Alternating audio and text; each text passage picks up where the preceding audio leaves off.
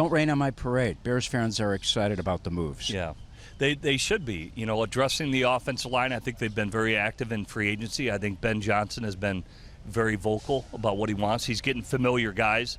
When you look at Jackson was a Pro Bowl guard for the Detroit Lions, knows the system very well. You make the trade for Joe Thuney, who Ryan Poles knows well, but I think they got to finish the project. They've already addressed all the parts of the offensive line, maybe left tackle, and there should be a good tackle in the wheelhouse there at the number 10 pick, or depending on how the board falls, that they could really fix the entire offensive line. The world says LSU's Will Campbell's arm length is too short, 33 inches. Andy Reid, Chiefs head coach, who, by the way, has won 3 Super Bowls, told me Monday morning, the tape doesn't lie. I don't care what that tape says. What do you think? I love his attitude because he's defiant over it. And I played with Matt Light for the New England Patriots. They won a lot of Super Bowls. He had 32-inch arms. He was our starting left tackle. He was one of the best in the business. And, Pro Bowl player pretty much every year. And Campbell has that. The guy's a competitive. He has the attitude. And as Coach Andy Reid said, the tape doesn't lie. That's a good football player at LSU at the left tackle spot. But you've always told me, Jimmy, that you can't have enough warlords up front on the defensive line, guys that can get to the quarterback. And I looked at Montez Sweat's numbers over the course of his career.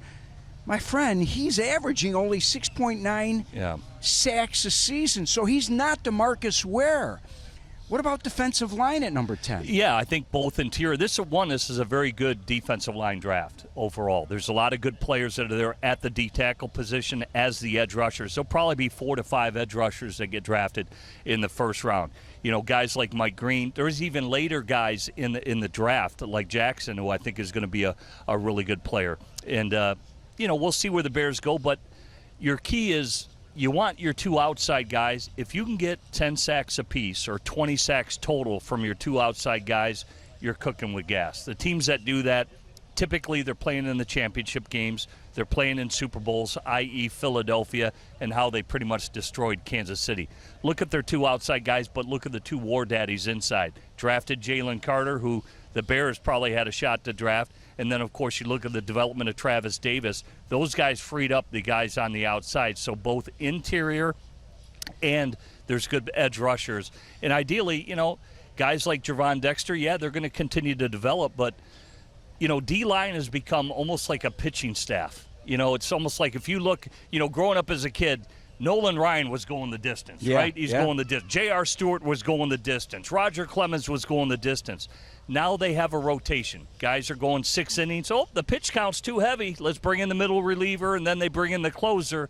You need a good D-line rotation is really where it's at because it's hard. It's a lot to ask defensive players to do 50 pass rushes in a game, and some teams are passing up to 50 times. It's nice to have some fresh bodies to roll in there. But, Jim, a guy who I know you know well, he's the voice of the Lions, Dan Miller, my buddy, told me with Ben Johnson at number 10, listen, man, this guy could go running back or tight end and grab Ashton Genty if he's still on the board, or even Tyler Warren. Yeah. I wouldn't disagree. Obviously, you look at the success they had with Jahmyr Gibbs up there for Detroit. I mean, when you look at Genty, he reminds me a lot of Maurice Jones-Drew. He's a bowling ball. People will bounce off him in space, and he's electric when he does get the ball in his hand. So he's a fun player to watch. This is a deep running back draft, so I think for the Bears, it's really about need. If you need something more, because, you still have Swift. Well, what do you think they need more? I think I'm with you. I think left tackle, I think D-line. I'm more of a trench guy because I think that's where it starts and stops in the NFL.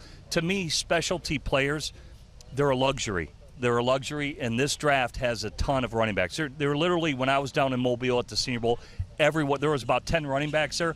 All 10 will be drafted. That's how deep this running back class is. Drafted amongst, the top 3-4 rounds? Yeah, well, I'd say Omarion is probably the next back. There'll probably be 2 backs drafted in the first round. It'll be Genty, and then the North Carolina Omarion's a really good running back. How much of a drop-off from Genty to Omarion? Yeah, there's a drop-off, but not by much. Not by much. They're both really skilled backs, but there's guys later in the draft like Delaware's Marcus Yarns. I love the kid. To me, he reminds me of Alvin Kamara down there for the New Orleans Saints. He's averaging 17 yards a catch coming out of Delaware. My I mean, this gosh. guy can scoot with the ball. He can really scoot. How much better will Ben Johnson make Caleb Williams?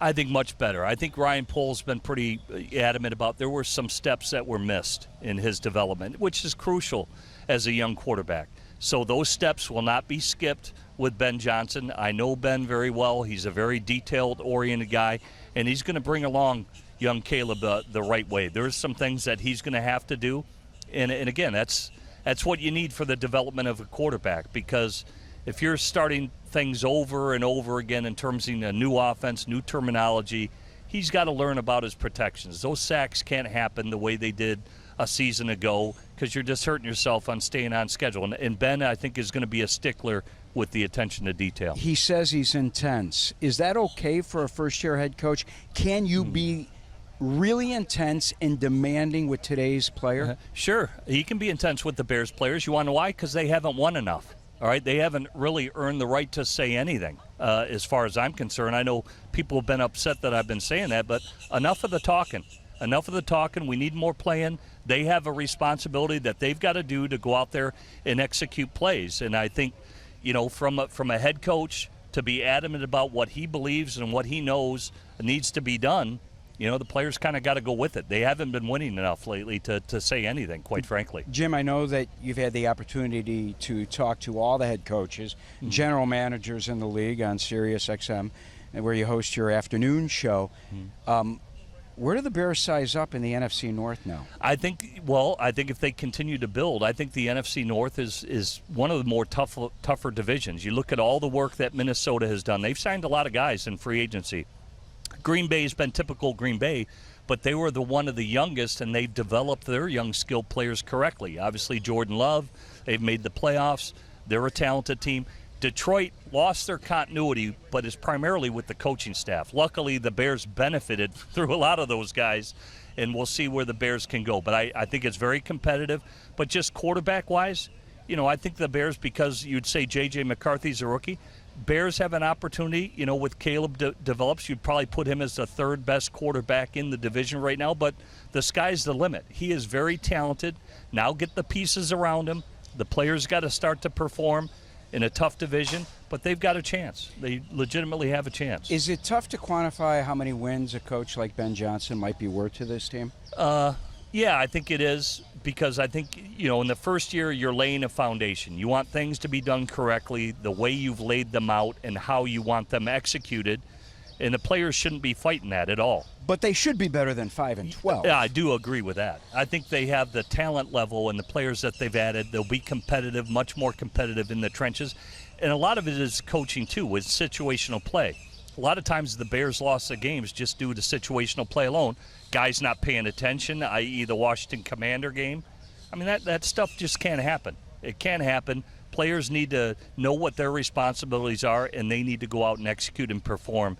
And, that's part of the battle, too, is those players, their ears should be open right now with what they're hearing from Ben Johnson, because it needs to be a little bit of a tough love and hard coaching to understand what he wants and how he wants it done. All right, before I let you go, man, you look good. Appreciate it. How much weight did you lose? I lost about 60 pounds. I'm getting a hip surgery, so I had to take some weight off the joint. So back to my fighting weight. I was going to say, you're back in playing shape. That's right. I'm down to about 215. They're looking for a veteran third stringer. Are you ready to throw the pads back on and back up Agent and Williams? Put me in, Coach. Just give me a chance.